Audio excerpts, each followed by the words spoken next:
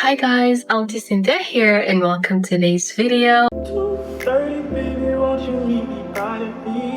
Happy New Year 2026. I'm going to be talking about lessons I got, what I'm looking forward to implement from The Psychology of Money by Morgan Housel. Well, let's hop into it. Doing well with money has a little to do with how smart you are and a lot to do with how you behave.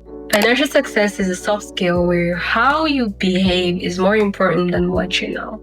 Some lessons have to be experienced before they can be understood.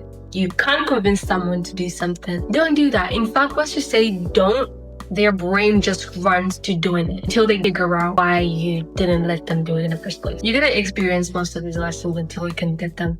Success is a lousy teacher. It seduces smart people into thinking they can't lose. Being in a state of euphoria is just overconfidence that you can't lose no more right after winning straight. After that, I own this thing working, but then right after that, child, you get humbled and just got to remember that this wasn't in the first place. This is not your mama. No. There is no reason to risk what you have and need for what you don't have and don't need. So risk only what you can afford to lose. Good investing is not necessarily about making good decisions. It's about consistently not scoring out. Getting money is one thing and keeping it is another. Getting money requires taking risks, being optimistic, and putting yourself out there. Try. Give it a shot. Who says you can't try? Now, this is my favorite. The ability to stick around for a long time without wiping out or being forced to give up is what makes the biggest difference. This should be the cornerstone of your strategy, whether it's investing, career, or business. Stick around for the longest time until it's your turn. I love that. Skill to get wealthy and stay wealthy.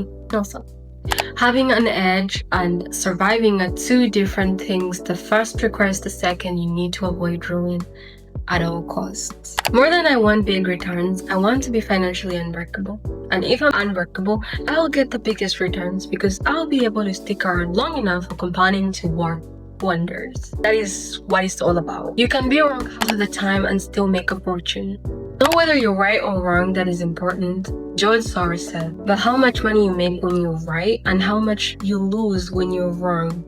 You need to be so conscious about how that goes by. Controlling your time is the highest dividend money pays, obviously. Freedom. The highest form of wealth is the ability to wake up every morning and say, I can do whatever I want today. Click. I'm saying money's greatest intrinsic value is the ability to give you control over your time. How awesome is that? No one is impressed with your possessions as much as you are.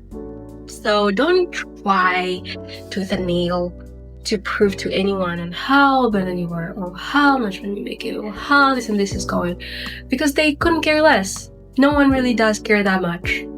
Everyone is thinking about themselves, just know. So spending money to show people how much money you have is the fastest way to have less money. Wealth is not what you don't see. Don't spend money you don't have. Building wealth has a lot to do with you saving right.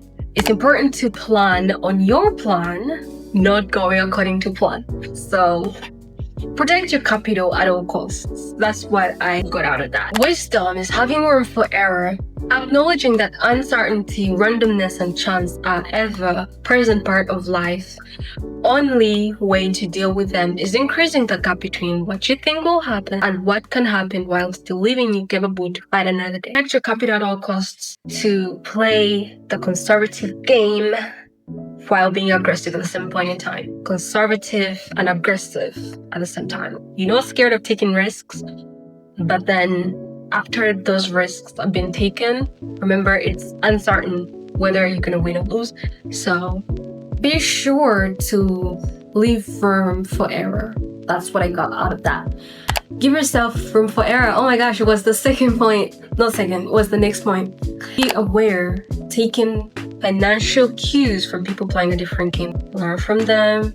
Manage your money in a way that helps you to sleep at night. Don't be a youngin being stressed that much.